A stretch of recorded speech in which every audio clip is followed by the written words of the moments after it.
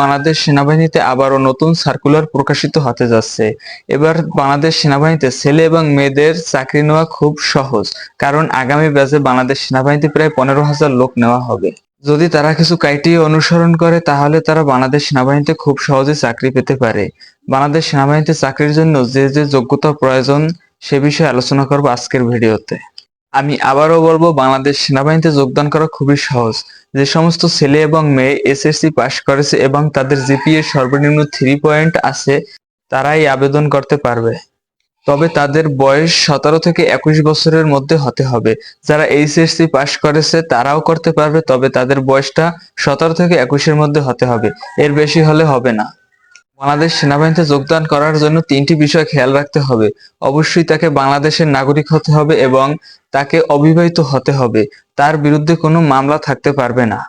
3টি কারণে বাংলাদেশ সেনাবাহিনীর চাকরি পাওয়া যায় না। তার মধ্যে প্রথমত হলো তার বিরুদ্ধে কোনো ফৌজদারি মামলা এবং দণ্ডপ্রাপ্ত আসামি হওয়া যাবে না।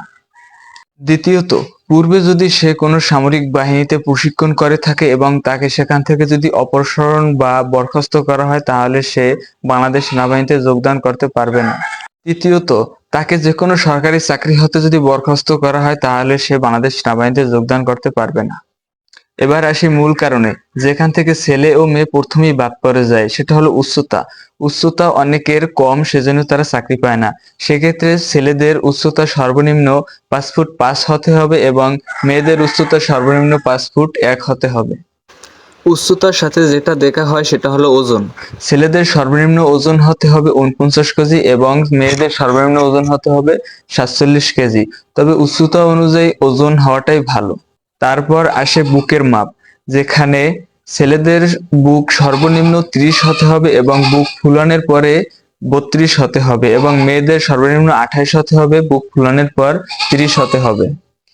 এবার শরীরের অন্যান্য অংশ দেখা হবে, যেখানে অনেক লোকই বাদ পড়ে যায়। তার মধ্যে হলো শরীরের কাটা দাগ, অ্যাক্সিডেন্টের দাগ, অপারেশনের দাগ এবং ব্লেডে কাটা দাগ থাকলে আপনাকে বাংলাদেশ সেনাবাহিনীতে চাকরি দেওয়া হবে না। দ্বিতীয় কারণ হচ্ছে নাকের পলিপাস, নাকের হাড় বাঁকা ও ফেইজে ব্রণ ওঠা। এ সমস্যা থাকলেও আপনাকে বাংলাদেশ সেনাবাহিনীতে চাকরি দেওয়া হবে না। এবার আসি তৃতীয় কারণে, আপনাদের অনেকেরই শরীরের বিভিন্ন অংশের রগ ফুলে যায়, এটাকে ভেরিকেজ ভেইন বলা হয়। এজন্য আপনাকে ভেরিকেজ ভেইন রিমুভ করতে হবে। আপনার 2 হাঁটু একসাথে দাঁড়ানোর পর মাঝখানে লেগে যায় তাহলে আপনাকে বাংলাদেশ সেনাবাহিনীতে নেওয়া হবে না এবং আপনার মাথার চুল যদি অতিরিক্ত পাকা থাকে সেখান থেকেও আপনাকে বাদ দেওয়া হবে। সর্বশেষে, আপনারা যদি এই সমস্যাগুলো রিমুভ করে যেতে পারেন তাহলে বাংলাদেশ সেনাবাহিনীতে আপনাদের চাকরি হয়ে যাবে। সেখান থেকে আর আপনাদেরকে বাদ দেওয়া হবে না। আর এই সমস্যাগুলো যাদের থাকবে তারা কখনোই বাংলাদেশ সেনাবাহিনীতে যোগদান করতে পারবে না। আর এই সমস্যাগুলো যাদের আছে তারা এই সমস্যাগুলো রিমুভ করতে পারবেন। এজন্য আমাদের কাছে রয়েছে ইন্ডিয়ান কিছু মেডিসিন, যেগুলো আপনারা ব্যবহার করলে এই সমস্যাগুলো দূর হয়ে যাবে। যদি আপনাদের কারো প্রয়োজন হয় তাহলে স্ক্রিনে দেওয়া হোয়াটসঅ্যাপ নাম্বারে যোগাযোগ করতে পারেন। আর আপনারা যদি আমার চ্যানেলে নতুন হয়ে থাকেন তাহলে অবশ্যই ভিডিওটা একটি লাইক করে এবং শেয়ার দিয়ে রাখবেন। আর আমার ইউটিউব চ্যানেলটি সাবস্ক্রাইব করে বেল আইকনটি ক্লিক করে রাখবেন। Some keep it sorry, seems like a fantasy, but it may require some love and desire. It's something to cover me. There's never a